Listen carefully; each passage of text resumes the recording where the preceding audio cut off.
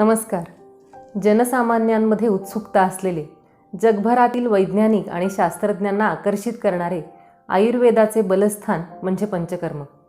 हे पंचकर्म कोणी करावे, पंचकर्म म्हणजे नेमके काय आणि कशासाठी, अशा प्रश्नांची उत्तरे जाणून घेऊया या व्हिडिओतून. मी डॉक्टर स्मिता बिपिन बोरा, बोरा हॉस्पिटल शिरूर.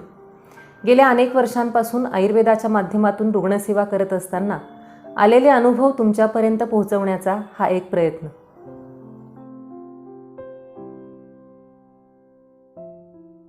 अनेकदा पेशंट्स आयुर्वेद तज्ज्ञांकडे मला पंचकर्म करायचे आहे अशी विचारणा करतात. बरेचदा पंचकर्म म्हणजे फक्त मसाज आणि स्टीम असा गैरसमजही लोकांमध्ये आढळतो.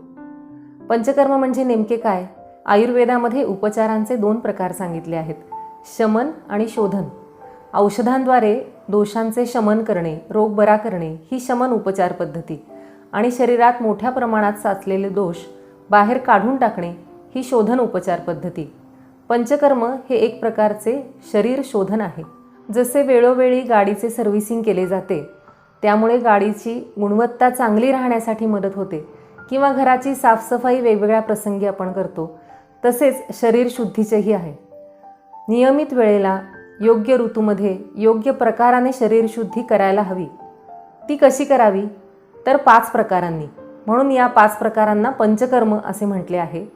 वमन, विरेचन, बस्ती, रक्तमोक्षण आणि नस्य ही ती 5 पंचकर्मे. शरीर ही निसर्गाची एक सुंदर रचना आहे, आणि स्वस्थ राहण्यासाठी किंवा संतुलन राखण्याकडे शरीराचा निसर्गतःच कल असतो. त्यामुळे सर्वांनाच कधीतरी मळमळ होते, उलटी करावी असे वाटते. हा शरीराने आपल्याला दिलेला सिग्नलच असतो, पण हा सिग्नल ओळखण्यात आपण मात्र कमी पडतो. ऋतू, देश, काळ, रुग्णाचे वय, परिस्थिती या सर्वांचा विचार करून तज्ज्ञ व्यक्तींद्वारे शरीराची खोलवर शुद्धता करण्यासाठी पंचकर्मांची योजना केली जाते. हे प्रधान 5 उपचार असले तरी पंचकर्म ही व्यापक संकल्पना आहे, आणि यात बऱ्याच प्रकारांचा अंतर्भाव होतो. ऋतू, देश, वय, रुग्णाची परिस्थिती, तक्रारी इत्यादी पाहून वैद्यांकडून कुठल्या प्रकारचे पंचकर्म कधी करायचे, कुठली औषधे वापरून करवायचे याचा विचार केला जातो. यामध्ये 3 टप्पे आहेत: पूर्वकर्म, प्रधान कर्म आणि पश्चात्कर्म. पूर्वकर्म पाचन, स्नेहन आणि स्वेदन ही ती 3 पूर्वकर्मे, म्हणजे प्रधान कर्म करण्याच्या आधी शरीराची केलेली तयारी. यामध्ये काही औषधांनी शरीरातल्या दोषांचे पाचन केले जाते, आणि नंतर स्नेहन म्हणजे पूर्ण अंगाला तेल लावून मालिश केली जाते. स्वेदन म्हणजे औषधी काढ्यांचा वाफारा दिला जातो.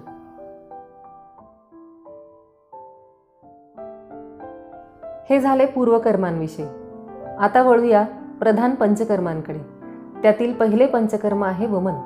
वमन म्हणजे काय? तर थोडक्यात उलटीद्वारे शरीरातील दोष बाहेर काढून टाकणे.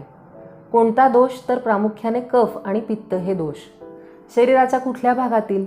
मुख, नासा, गळ्याचा वरील भाग, छाती इत्यादी ठिकाणी दोष साचलेले असताना वमन हे पंचकर्म केले जाते. कोणत्या रोगांमध्ये वमन करावे? सर्दी, खोकला, दमा, आम्लपित्त, त्वचारोग, तारुण्यपिटिका, सायनस, डोकेदुखी, मायग्रेन, अपस्मार, मुखरोग, नेत्ररोग, PCOD अशा असंख्य रोगांमध्ये युक्तिपूर्वक केलेले वमन हा सर्वोत्तम उपचार ठरतो. वमनासाठी साधारणपणे 3 ते 8 दिवस लागतात. युक्तिपूर्वक स्नेहपान, स्नेहन, स्वेदन ही पूर्वकर्मे केल्यानंतर शेवटच्या दिवशी वमन म्हणजे उलटीचे औषध दिले जाते, आणि त्यानंतर पथ्याचे पालन करण्यास सांगितले जाते.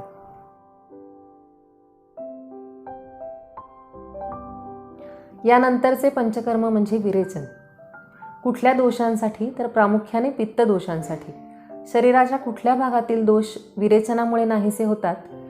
तर पचनसंस्था, त्वचा, नाभीच्या खालील भाग, गर्भाशय इत्यादी ठिकाणी दोष वाढलेले असतील तर त्यासाठी विरेचन हा सर्वोत्तम पर्याय ठरतो.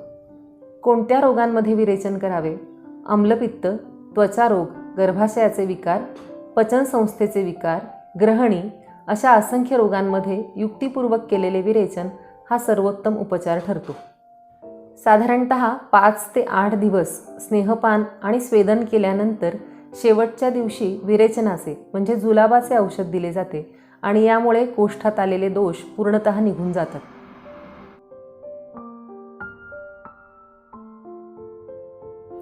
पुढचे कर्म आहे बस्ती.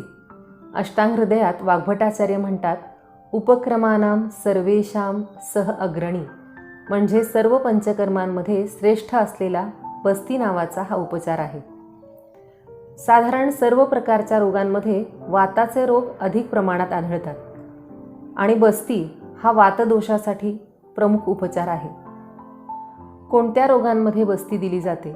संधिवात, आमवात, स्त्रियांचे विकार, मूत्रविकार, वंध्यत्व अशा असंख्य रोगांमध्ये युक्तिपूर्वक बस्ती हा सर्वोत्तम उपचार ठरतो.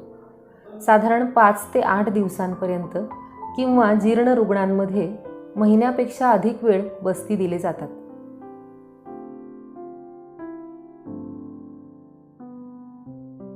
या पुढचे पंचकर्म आहे रक्तमोक्षण. शीत, उष्ण, स्निग्ध, रुक्ष इत्यादी सर्व औषधांनी देखील साध्य होत नाहीत अशा रक्तप्रकोपापासून उत्पन्न झालेल्या रोगांमध्ये रक्तमोक्षण करावे असा निर्देश अष्टांग हृदय या ग्रंथामध्ये वाग्भटाचार्यांनी दिला आहे. प्रामुख्याने रक्तदोषासाठी रक्तमोक्षण ही चिकित्सा केली जाते. जेव्हा शरीरातील वात, पित्त, कफ हे दोष वाढून रक्ताला दूषित करतात आणि वेगवेगळे आजार निर्माण करतात, त्यावेळी रक्तमोक्षण ही चिकित्सा केली जाते. कुठल्या व्याधींमध्ये रक्तमोक्षण करावे? अग्निमांद्य, ज्वर, नेत्ररोग, शिरोरोग, वातरक्त, रक्तपित्त अशा व्याधींमध्ये रक्तमोक्षणाचा खूप फायदा होतो. गुडघेदुखी किंवा पावलांवर आलेली सूज, तारुण्यपीठिका यामध्येही रक्तमोक्षण उपयुक्त ठरते. व्याधी स्थानिक आहे की सार्वदेहिक याचा विचार करून तज्ज्ञांकडून रक्तमोक्षणाचे कुठले साधन वापरावे ते ठरवले जाते. जलौका म्हणजे जळू किंवा कप्स, सिरिंजेस, निडल्स अशा आधुनिक साधने वापरूनही रक्तमोक्षण केले जाते.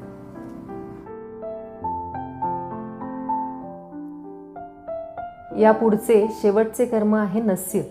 ऊर्ध्वजत्रु विकारेषु विशेषात नस्यम इष्यते, म्हणजे गळ्याच्या वरील भागातील जे रोग आहेत, नाक, कान, घसा, डोके, केस इत्यादींशी संबंधित रोगांमध्ये नस्य हा उपचार केला जातो. याचेही 2 प्रकार आहेत, शमन आणि शोधन नस्य. आचार्य म्हणतात, नासा ही शिरसोद्वारम, म्हणजे नाक हे शिरोभागाचे दार आहे, म्हणून नाकातून टाकलेले औषध शिरापर्यंत, डोक्यापर्यंत पोहोचून त्याचा इतर अवयवांना खूप चांगला फायदा होतो. वारंवार होणारी सर्दी, खोकला, नेहमी शिंका येणे, कान दुखणे, कानातून पाणी येणे, केस गळणे किंवा केस लवकर पांढरे होणे, अर्धशिशी, मायग्रेन या विकारांमध्ये नेहमी नस्य केल्याने नक्कीच फायदा होतो.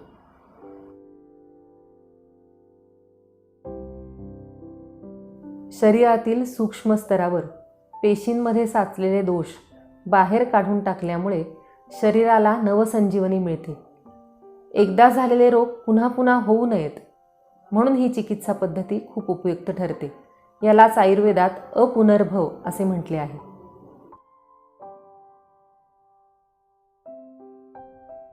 पंचकर्म फक्त रुग्णांनीच करावे असे आहे का? तर नाही.